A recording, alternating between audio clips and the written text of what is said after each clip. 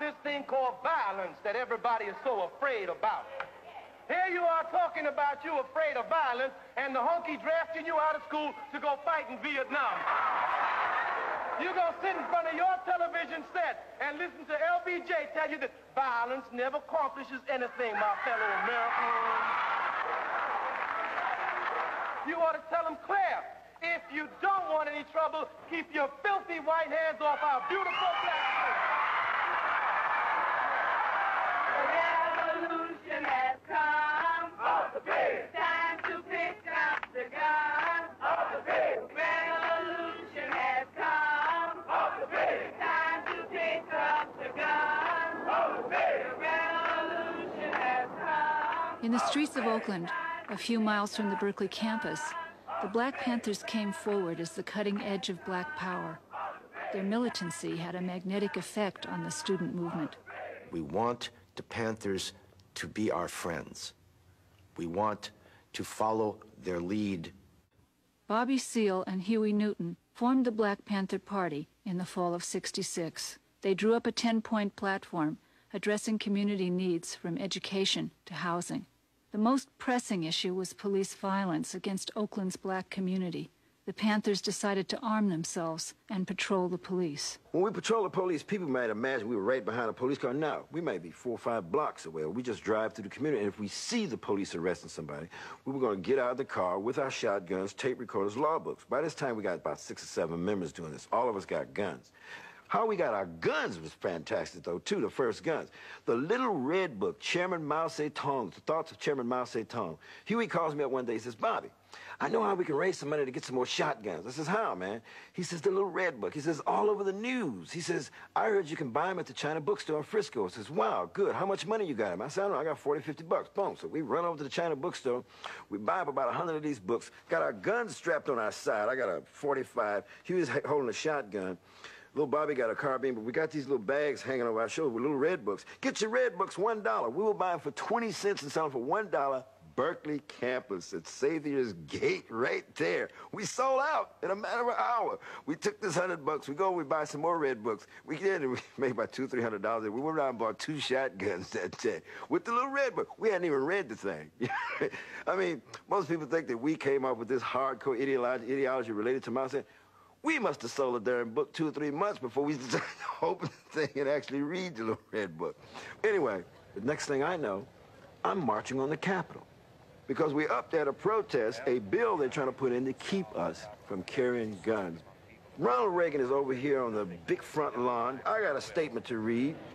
The Black Panther Party for Self-Defense calls upon the American people in general, and the black people in particular, to take careful note of the racist California legislature, which is now considering legislation aimed at keeping the black people disarmed and powerless. At the very same time, racist police agencies throughout the country are intensifying the terror, brutality, murder, and repression of black people. Ronald Reagan is escorted off the lawn by the state capitol police. I says, we can go inside somewhere. Isn't there a spectator section? I have these Black Panthers up here with guns on the second floor. You get it. Wait a minute. Now, wait a minute. Right in the office. Wait a minute. Are you under arrest? Am I under arrest? Am I under arrest? Place him under arrest. Go ahead, brother. Am I under arrest? Take your hands off me if I'm not under arrest. Am I under I'm arrest? telling you to take your hands off me. They put trumped-up charges of conspiracy and felonies on everyone who went in to exercise a constitutional right and said they had no right to bear arms in a public place.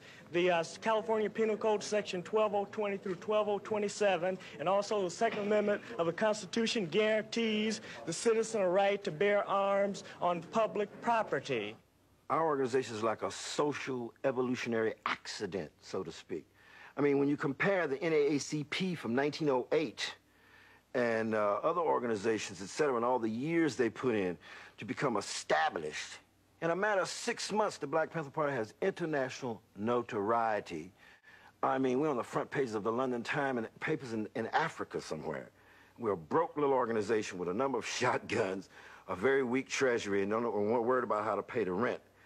And boom, I mean, we're shocking people. We have probably said to white America, like the people who were observing us when we came up with the guns, are saying, niggas, with guns. It's like a fear.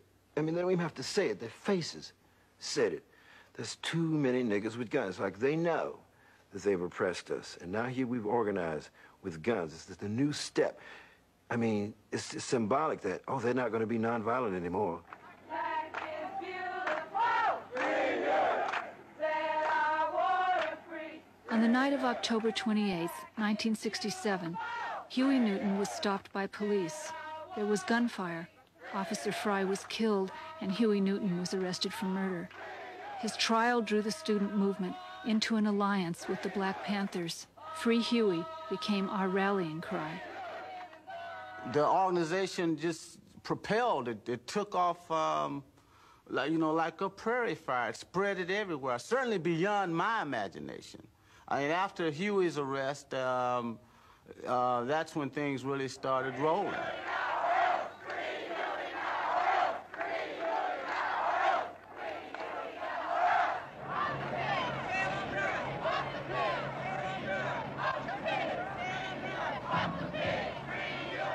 The Panthers exercised a heavy influence in the imagination of the white left, partly because the white left was confused about who it was and what it ought to do. They were fascinated by this tough macho image, and they followed it, not so much willfully, but involuntarily, because it was the projection out there of the thing in their own actions that thrilled them most. We had captured the imagination of the white radical left in this country to a point that its whole identification became connected with what the Black Panther Party was doing, how it was personifying things. And it was like we influenced them in whatever direction we thought that they should go. I don't like the word suck up, but I would say they were awed by the Panthers. There was something, the Panthers were somehow confronting the white power structure the way they would have liked to have done some of those. Now, not all. Many of the whites who led to Stop the Draft Week that I had been involved with, many of those people who had been in some parts of early SDS was as skeptical as I was. But no one would, of course, say any of these remarks publicly. I mean, you didn't need that hassle. So what a lot of us did, I think to the detriment of the black movement, perhaps, and to the left movement in general, was that a lot of us with many years of political experience and political organizational skills dropped out. If not dropped out, stepped to the side during this period. Huey P. Newton is the only leader that black people should recognize. A man who is willing to stand up and face that pig on his own terms. Gun for gun if necessary. This must be done. You cannot sit there and allow that man to be railroaded anymore. You must free our leader. He must be freed, and he will be freed. 2 days after the assassination of Martin Luther King, the war of nerves between the Black Panthers and the Oakland police came to a climax. On April 6, 1968, a shootout erupted in which Eldridge Cleaver was wounded and Bobby Hutton was killed. Bobby Hutton was instructed by the cops to run from here to the police car or the area where it was, and was literally shot down. He was shot over 10 times. He had 5 pistol bullets in his head. A clear-cut case of murder. As Brother Huey P. Newton says, the racist pig cops must stop their wanton murder and brutality or suffer the wrath of the armed black people in their black communities defending themselves. Historically, in retrospect, those guns were somewhat our nemesis. We were never really able to play that down. The police, the media used that.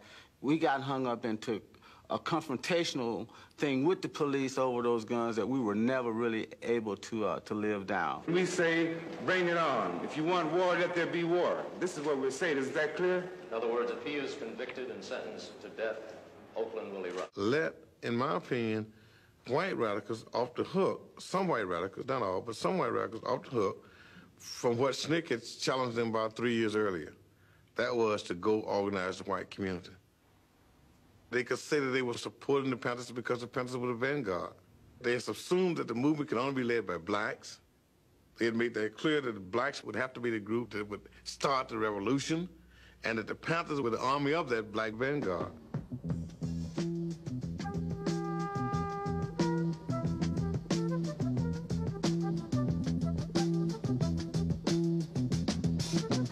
You will not be able to stay home, brother. You will not be able to plug in, turn on, and cop out. You will not be able to lose yourself on Skag and skip out for beer during commercials because the revolution will not be televised. The revolution will not be televised. The revolution will not be right back after a message about a white tornado, white lightning, or white people. You will not have to worry about a dove in your bedroom, the tiger in your tank, or the giant in your toilet bowl. The revolution will not go better with Coke. The revolution will not fight germs that may cause bad breath. The revolution will put you in the driver's seat. The revolution will not be televised, will not be televised, will not be televised.